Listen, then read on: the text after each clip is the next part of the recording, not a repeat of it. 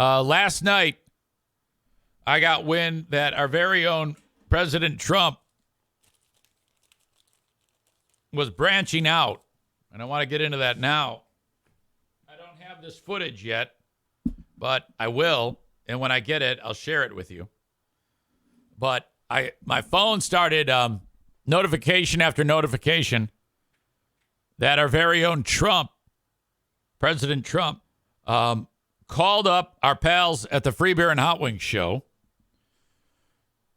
because they have a thing they do once a month where they all saunter back to the radio station and they go live for an hour. And I don't even understand. It's nothing really different than what they already do. We've talked about this when we do Who Are These Free Beers? They go all the way back to the station, and for 1 hour, they will do this one day a month, what they call virtual live at night. And someone said, hey, Trump just got on there with them. I was like, oh, boy. So I sent a message to his secretary, and I gotta find out what precipitated this. Good morning. This is President Trump. How are you, Big Fraud? Mr. President, how are you? I'm doing fantastic. How are you doing? Never better. More important questions. Thank you, sir. Thank you. It's never better. It's Halloween. I don't know what things will be like at Mar-a-Lago. Are you giving anything away, sir? I wish I was at Mar-a-Lago, but, much like Halloween, there's so many crooked witch hunts and things that I'm going after. It's all election interference, Big Fraud. They've got crooked Joe Biden, don't forget, and his radical left thugs. They waited 3 years to bring these indictments and lawsuits against me right in the middle of my most tremendous campaign. I think they totally should have waited maybe until after the election because it's so much interference, the radical left judges and all these people. And they're telling me that I can't even speak, Big Fraud. They're telling me they have gag orders and such forth. Right. And then you wander out to the hallway and then you will say something. So then they bring you back and then they yell at you. And you're like, they can even hear you. They don't even need to look online. They can just open the door and you're out there talking shit about them. Well, it's so awful what they're doing to our great country. I mean, they're silencing maybe the best president since George Washington. I mean, everyone in America should feel so badly for what is happening in our country. It's becoming more like Russia, don't you think, Big Fraud? I can't say. I can't. I don't have anything to compare it to. I haven't been to Russia. I can't speak from experience, sir. And I like to speak. I have been to Russia. Let me assure you, I have been to Russia. We could have been good friends. We could have been good friends with Vladimir. We could have been great friends, actually. I think it's good to have the bad guys as your friends. But big fraud, Joe Biden said no to that. He let him go into Ukraine, Big Fraud. He let him go into Ukraine. I never would have let that happen. Well, that's the thing. I was talking on the show, and as much of a jackass as you are, I don't think that Hamas attacks Israel, and I don't think that Russia invades Ukraine if you are in office. Totally. This never would have happened. I would have had the best deals ever made. You would have seen maybe the best deals. These things would have been over before they ever started. You probably never would have heard about it because I'm such a tremendous president. I probably would have solved them so quickly and no one would talk about it. Sir, speaking of quickly, I guess you quickly made an appearance on another radio show yesterday, sir. The world famous Free Beer and Hot Wings show. Is that what happened? The nationally syndicated program, the Free Beer and Hot Wings morning show. I guess they were doing it at night. Right. So my publicist said, give them a call. They're just answering phones. They're not even screening them. My publicist said this. So I called and I got on the air. It was tremendous. So, how would you compare the size of that audience to the size of my audience, sir? Well, they've got big numbers. I think they're at a 30 share or something like that. I think you're very puny when you think about it. And, of course, the nationally syndicated stations, I understand, that don't even exist. maybe they do exist. We don't know. We don't know. There's definitely a little bit more clout to getting on that show, sir. Are you rethinking joining me on this show and maybe taking all of your energy and putting it towards that show? There's so much Trump to go around. I don't know why I would limit myself. I mean, why would I limit myself, Big Fraud? Let's be so honest about that. I mean, your audience is very different. You're liberal.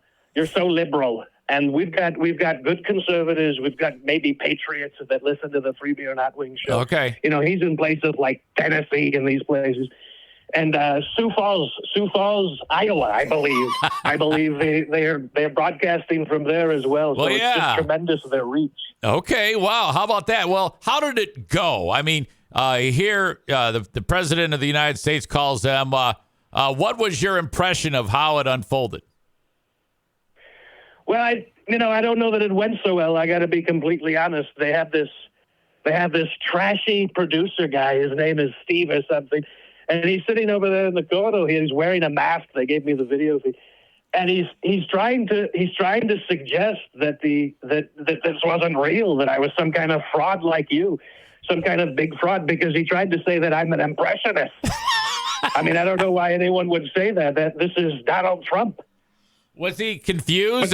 Was he confused? He was totally confused. And your old boy, homeboy, Greg, he knew it was me immediately.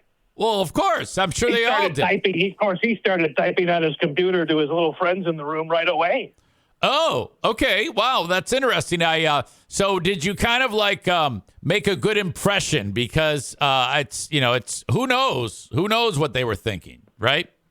You know, watching the video feed when I was talking to him, I don't know. I think Greg had a good laugh out of it, but the faces that were going around the room, you get it around the room, maybe weren't so great. Oh, okay. So they might have to have like a little meeting as to whether or not they were happy with that. I don't know. Perhaps. Well, I mean, Steve clearly runs the show. I think he's the only one actually putting the show together, and I don't think he's on the Trump train. Oh, okay. So you can always sense when you're not winning everyone in the room, and then maybe it was okay. Will you ever try to get back on? I'm going to try. Of course, I'm going to try. My publicist says it's an excellent opportunity. We need the opportunities right now. Yeah. We're in the middle of the biggest campaign in American history, and we've got so many bad things going on in this country, and I need to get out there in front of it and tell the great people the great story of Trump, and the Trump is so great. And I think people are on board. I know your fans are probably the biggest supporters. Okay. Well, wow. So, sir, is there any way we can get this audio and video? I mean, I would like to share it with the audience here. I would like to be able to get my hands on this. I had my publicist reach out to Puny Weenie Steve, and I said, we need the video. We need the video. We need it for the Trump campaign. I could probably get it and send it to you. I suppose I could have my publicist do that if that's what you're interested in. Could you just tell Steve to send it to me? I mean, we're not exactly on speaking terms, but now why is that, Big Fraud? Isn't this a place you used to work? Oh, absolutely. I think Steve is kind of guilty by association. Is there anyone in your life like that, or you're not going to speak to them because of who they like Mike Pence, Mike Pence. Exactly. By the way, he dropped out. He finally said he's not going to do it. He can't do it. He didn't have the numbers, and he was so weak when he fell out. He said, "I guess I'm going to spend my campaign as some ridiculous nonsense." It was terrible. Did you hear this news? No. Well, yeah, I did hear that Pence dropped out. It was no surprise. It barely was a blip on the radar because he was. I mean, I understand that in Iowa, out of 44 voters, 43 would vote for you, and one, he had 1% of the. We were doing bang up numbers in Sioux Falls, probably the biggest numbers. And to be honest with you, Mike Pence, I mean, he's kind of a piece of trash. I think it's very funny, very funny. I laughed so much at it, actually, when you think about it, because Mike Pence, think of all the money he wasted on this useless campaign. Exactly. He probably, whatever money he had, he probably put into this thing, and it was so miserable, so miserable. What an absolute loser when you think about it. He's such a loser, so a loser too. He didn't even call.